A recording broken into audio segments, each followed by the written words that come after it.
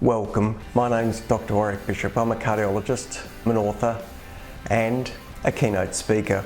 I'm CEO of the Healthy Heart Network. I'm all about trying to help people live as well as possible for as long as possible. Heart disease is huge in Australia. Every 20 minutes someone suffers a heart attack. Most of these could probably have been avoided if only we knew what to do. This podcast is all about helping you understand blood pressure, weight, cholesterol for better health. If you enjoy this podcast, I would be honoured for a 5-star review. You can share it with your family and friends. It may well save someone you love. Hi, Dr. Warrick here, and welcome to my podcast and videocast station. I've got a very special guest today. And in fact, this special guest was referred by Dr. Fu, who you will have heard on many of my previous podcasts. This particular guest is someone who I've been aware of from my latter years of training. He is a gastroenterologist, an epidemiologist, a researcher, an educator, and an author. And it's through being an author that I'm aware of Professor Nicholas Talley, who's the distinguished Laureate Professor of Medicine at the Newcastle University. Welcome, Nick. Warrick, pleasure to be here. Thank you for having me on the show. Look, I'm really stoked that you found the time to jump on. For those listening, the reason why I'm aware of Professor Talley is he wrote this fantastic aid to passing clinical exams, which I think just about every medical student and physician trainee in Australia has used. So high degree of credibility in the space. But today we're talking on his area of interest, which is gastroenterology, and particularly the gut microbiome, which is becoming more and more, attention is coming to it more and more as we realize it's so important. Nick, for those listening who don't really know what a gut microbiome is, how would you describe it? Well, basically, it's all the organisms that live in the gut, all of the genes that are related to these organisms. That's the microbiome. So it's kind of a group of organisms, huge numbers, trillions of organisms that live in our gut. Not just live in the gut, there are organisms also on our skin and all parts of our body, actually. And these organisms help keep us healthy, but they can also, we believe, lead to disease. So it's kind of a balancing act here. You know, they can be good for us and they can be bad for us. And we're learning more and more about how they can be good or bad. And that's important because all of medicine is potentially impacted by work going on about the microbiome. So what, in very simple terms, how can that microbiome affect your health if it's sort of inside you? How do those bugs get there, and what sort of things can they do to health? So we get the bugs at birth. So there are a few bugs prior to that, but basically we get our microbiomes, all of our microbiomes just at or during birth. So we get them from our mother and from the environment we're born into. So if we're born by cesarean section, we get a little bit of a different microbiome than if we're born by vaginal normal delivery.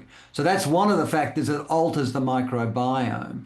But we get it in childhood. It matures over 2 or 3 years, and then it's more or less there, although diet changes it, exercise changes it, medications change it. So the environment shapes these organisms all the time and changes how things occur. So the environment affects the bugs and the bugs affect our health. The bugs release all sorts of chemicals, metabolites and things that change function. Some of this gets absorbed by the body, and so it goes not just locally in the gut, but actually all around the body. So frankly, the microbiome can affect all sorts of activities, all sorts of functions of the human organism. And of course, not just the human organism, this is across all of nature. There are microbiomes in all living organisms. So there will be a few people who know a little bit about the gut microbiome, and they may have come across the names of some of the groups of organisms, things like Firmicutes, and Bacteroidetes. Are they, how would you describe those, and how would you sort of Yeah, fill someone in? they're big groups of bacteria. So we can work out what's there through various techniques. For example, looking at the genes of bacteria, and we can then work out what's actually there. We can pull together the microbial genes and look at what's there. And using different techniques, we can go deeper and deeper. So there's various categories of bacteria that are present. But Firmicutes and Bacteroides are big groups of bacteria, which kind of have a yin-yang effect, I guess, in terms of what these groups of bacteria can do for us or to us. So you'll hear about lots of complicated terms, but the bottom line is those organisms, there are many, many groups of organisms. That's why it's so complicated. They interact together. They interact with our body. They interact with each other. And so these organisms lead to changes that will impact us, and hopefully for most of us will keep us healthy. But of course, that's not always the case. We hear about the gut microbiome and it impacting different aspects of health. And one of the things that pops up from time to time, and I'll just mention, is I get a general feed on medical literature. Something came through just the other day about insomnia and the gut microbiome. But one of the ones that comes up fairly regularly is obesity and the gut microbiome. Can you speak to that a little bit? And how does that interplay work? Yeah, so we know that obesity is associated with a different microbiome to if you're not obese. So in other words, there's clearly some differences between people who become obese and those who are not obese. And those differences suggest that the diversity of the microbiome gets affected. It's no longer as healthily diverse, it's less diverse. And that seems to be a risk factor for the development of diabetes. In animal models, you can manipulate the microbiome. You can change the bugs, and actually that can affect the host, that can affect the organism and lead to you losing weight. But in humans, it's been much harder to actually do that by just changing the organisms themselves. There have been some experimental work trying to do this, but it really hasn't as yet worked. But theoretically, it may be possible to change the microbiome and impact obesity in the sense that people will lose weight because the microbiome gets changed. Not yet possible, but certainly people are working on this very actively to see what they can do. And it kind of makes sense because, again, the bugs release chemicals and other factors that can change appetite, because they can get absorbed and actually get to the brain, so change appetite. And also the actual digestion of food, because remember, the organisms interact with the food that we eat, and that leads to release of all sorts of factors that change potentially health. And that's why it's a very complex system. Although we've been working very hard on trying to isolate some of the more localized organisms, the key organisms that may impact health in certain diseases, because our view has been it's very hard to deal with millions of organisms, but if you've got a couple of organisms, it's much more straightforward to work out what's actually going on. Look, as you were talking about the obesity gut microbiome relationship, and I guess it's the same with other conditions. I mean, one of the questions that comes to my mind, and maybe to the people listening in, is that concept of chicken and egg. Where is it the obesity that drives the change in the gut microbiome, or is it the other way? And have you been able to get some insight into that? So it's a very good question, because clearly, if you, it is a chicken and egg story, really. So if the body changes, the organisms change. If the organisms change, the body can change. So it can go either way. How do you sort that out? Well, one potential approach is to actually do an experiment where you randomize people. One group gets a new set of organisms. You give them organisms, like through fecal microbial transfer, FMT, and the other group, you don't give them the organisms, actually. You give them something else that's not those organisms. And then you can test in animal models or in humans whether you impact health outcomes. And there is quite a lot of work on what's called FMT as one approach. The other approach is to give drugs that change the organisms in some way, or organisms themselves. So you can give what's called a prebiotic that actually changes the bugs that are already there, or you can give them a probiotic, actually live organisms in a capsule, which you of course can buy at the chemist. Probiotics are all available over the counter. Most of them are useless, by the way, don't do anything for health, but that's not the point. That the theory is the same theory. You take these organisms and they hopefully improve your health. So FMT's been tried in a number of different diseases. I'll give you two examples. One is the irritable bowel syndrome, where FMT's been tried. It's been really interesting. A few studies have shown with certain donors, it depends on whose organisms you get. Certain donors, you get really good results. IBS symptoms dramatically improve compared to the control group. But in most of the studies, it's failed. FMT hasn't worked. And it hasn't worked, we think, because the donors are, not the same donors, of course, they're different donors, and the donors just haven't been helpful. So it depends whose organisms you get. It's really hard to work out exactly what the right grouping of organisms needs to be. That's where the work's really ongoing at the present time. I'll give you another example, though, that really excites me. That's Parkinson's disease. Okay. There have been a number of fecal microbial transfer studies now. They're all, they're small. There's only a limited number, but it's really interesting. Again, there's been a negative study or two which really haven't shown any benefit of this approach in terms of the motor abnormalities that occur in Parkinson's disease, which are, as you know, are very disabling. But there are some positive trials too, where FMT hasn't cured Parkinson's, but it significantly improves some of the symptoms of Parkinson's disease. Now, I think that's really exciting because that says there are bugs in people with Parkinson's that probably drive disease. And that means potentially that is a treatable process. We are studying a prebiotic, actually, something that changes the organisms to see whether that may improve Parkinson's disease. That experimental trial we hope to kick off by the end of this year. So we'll see where that goes. But it's an exciting area, this idea that neurodegenerative diseases, these horrible, life-shortening, life-threatening diseases, potentially are treatable or will be treatable with safe therapies in the future. That's the exciting part. So I'll jump in there. My stepfather has Parkinson's, so I'm particularly interested in that. And when we finish talking, if there is a chance for us to explore that a bit further, for selfish reasons to help my dad, I'd love to talk to you about it. And it is absolutely fascinating.